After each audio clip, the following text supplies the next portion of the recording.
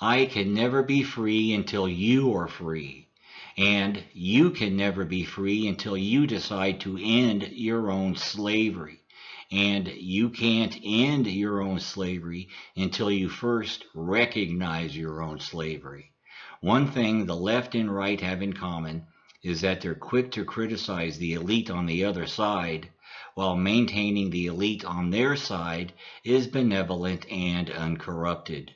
The problem isn't the left elite or the right elite. The problem is the elite. They cause and then exploit our divisions so they maintain power. They've repackaged and resold us the same old failed ideas and lies for over 6,000 years now, and most of us still fall for this sham. To recognize this insane cycle is just the first step in becoming truly awake. For any of us awake enough to recognize this reality, there's a new and a unique philosophy just for us. It's called equalism. Equalism unites the non-predators on the left and right against their common enemy, the elite on both sides. Equalism understands there are four phases involved in becoming fully awake. Phase 1. There are people who are awake but lie in bed keeping both eyes closed. These people have accepted the reality of their own slavery. Phase 2. Then there's those who open one eye. These are the people who recognize their slavery as the result of the predominant system in which they live. Phase 3. Then there are those who open both eyes. These are the people who look inward at themselves and see their own culpability, involvement, and participation in the predominant system that enslaves themselves and others. Phase 4. There are those who have both eyes open and get out of bed and take action against their slave masters. They refuse to comply. They resist, refuse, and in this way they revolt. You don't only have to wake up and open both eyes to see the world as it really is, but you must wake up and open both eyes to see how you really are. Opening your eyes lets you see both externally and internally, objectively and subjectively, in an exterior way as well as an introspective one. Waking up and opening your eyes allows you to re-examine the world and yourself. If you're a conservative, you don't have to become a liberal to make a better world. If you're a liberal, you don't have to become a conservative to make a better world. This is how equalism sees these concepts, not as political beliefs or social systems, but as personal lifestyle choices. Equalism embraces empathy, respect for the rights of others, the rejection of identity politics. It recognizes the simple truth that it's the desire to dominate others, to make them into replicas of how you see yourself. This is what causes all the conflict in the world. Force creates resistance, and resistance creates conflict. Equalism sees this desire to dominate and these acts of domination as predation. We call this kind of social system a predominant system. Child molesters and rapists wish to dominate their victims. Spousal abusers wish to dominate their spouses. Men wish to dominate women, and women wish to dominate men. Gender dysphorics wish to dominate the gender issue by misdefining gender. Anti-abortionists want to dominate women. Employers wish to dominate employees. Liberals wish to dominate conservatives, and conservatives wish to dominate liberals. Majorities wish to dominate minorities, and minorities wish to dominate majorities. Religions and science both want to dominate society. Corporations wish to dominate government and the people, and government wishes to dominate business and the people. Countries want to dominate other countries. The American elite wish to dominate the West, the Russians and Chinese. The Russian and Chinese elite wish to dominate each other and the West. The elite all over the world wish to dominate all the lower classes, and the global elite wish to dominate the entire planet, all people, animals, resources, and land. Domination is aggression, and aggression is predation. And all these pursuits of domination has done nothing but lead to a continuous cycle of conflict and oppression of one group by another. We must resist this unnatural desire to dominate and prey on others. We must rebel against this elite that promotes such unnatural predation. But history has proven violent rebellion, violent revolution, doesn't succeed in changing anything. Our oppressors, this corrupt predatory elite, are too well entrenched and monopolize all the institutions of force, the military, all the police, and all the weapons that keep us imprisoned in their society. Taking to the streets will only result in our erratic disorganization, our continued confusion and divisions, and our eventual slaughter and defeat.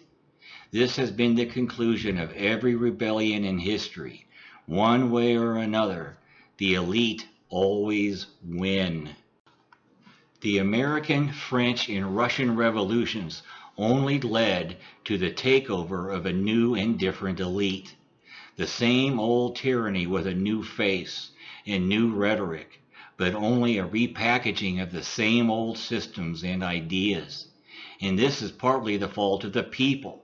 They have been either unable or unwilling to shake off the dust of the past and see the world, each other, and themselves in a new and brilliant light. Thousands of years of elitist brainwashing and conditioning has simply resulted in the most radical attempts of change to only fall back into the same archaic patterns of living and social relationships. But there is a way to rebel successfully without violence, and to make that revolution have an actual positive effect on our daily lives. And that's through a revolution of thought. The American, French, and Russian revolutions failed to create a new way of thinking. But equalism does just that. It creates a new way of seeing the world and our place in it, without the absurdities these other revolutions tried to force on society. We don't so much need to give our lives, but rather change our lives. We don't so much need to change how we talk or live our own lives, but change how we treat others and perceive the rights of those who choose to live differently than us. Also, society has become over-dependent on the technology that rules our lives. We've exchanged our freedom and our humanity for a few technological trinkets and conveniences that are, in fact, designed to spy on us, distract us, and enslave us for the benefit of our oppressors. We're blindly purchasing our own slavery, and we repeatedly fall for the same lies generation after generation. Lastly, we must recognize our own culpability in the functioning of this predominant system. The reality is, the elite don't oppress us as much as they hire us to oppress each other for their benefit.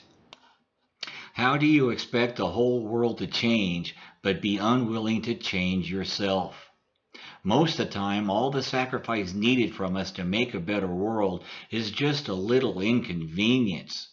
But you must be the change you desire in the world and dedicate and commit every waking moment to that change just by living it.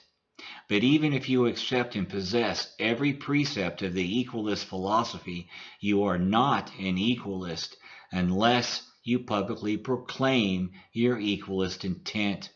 You must take the following pledge and announce it to your friends, family, and online. I declare my non-compliance with and my rejection and denunciation of this and any predominant system. Any participation by me in this system from this point on is against my will. I pledge to end my own predation and unite with other non-predators to achieve equalism, the equal protection of everyone's individual rights. This equalist pledge is an essential part of becoming and demonstrating that you're awake. It's like a boycott, but instead of boycotting the government, an industry, or a particular business, you're boycotting the entire predonomic system. It's called passive resistance, non-cooperation, non-compliance, and non-participation. Equalism wasn't adapted to me, I adapted to it, because as it emerged in my mind, I began to understand this was the only way to end this 6,000-year-long cycle of predonomic madness. This is how we snap out of this delusional haze, this unnatural state that the elite have put us in. We weren't meant to live as we're living now, with all these ridiculous rules and all this stress, uncertainty, and hardship. Only when we recognize that we're in a nightmare can we wake up from the nightmare. But first, we must open both eyes. Second, we must get out of bed. Third, we must proactively pursue the changes needed in our own lives.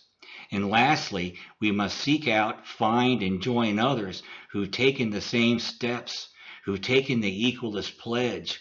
Only then will the world be changed for the better.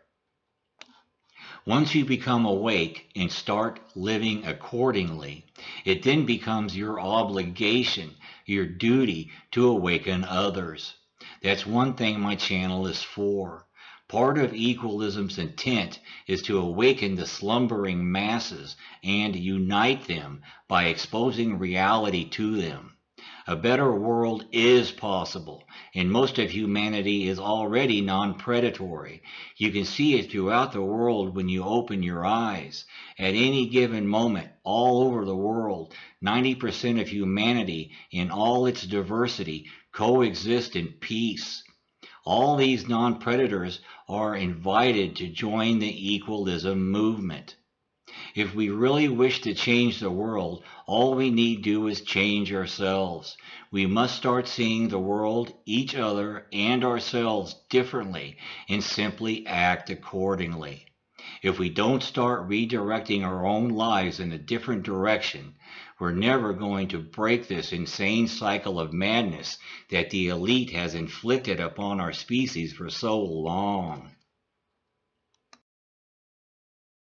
If you want a better world, you must stand up to and stop the predation that currently defines human behavior.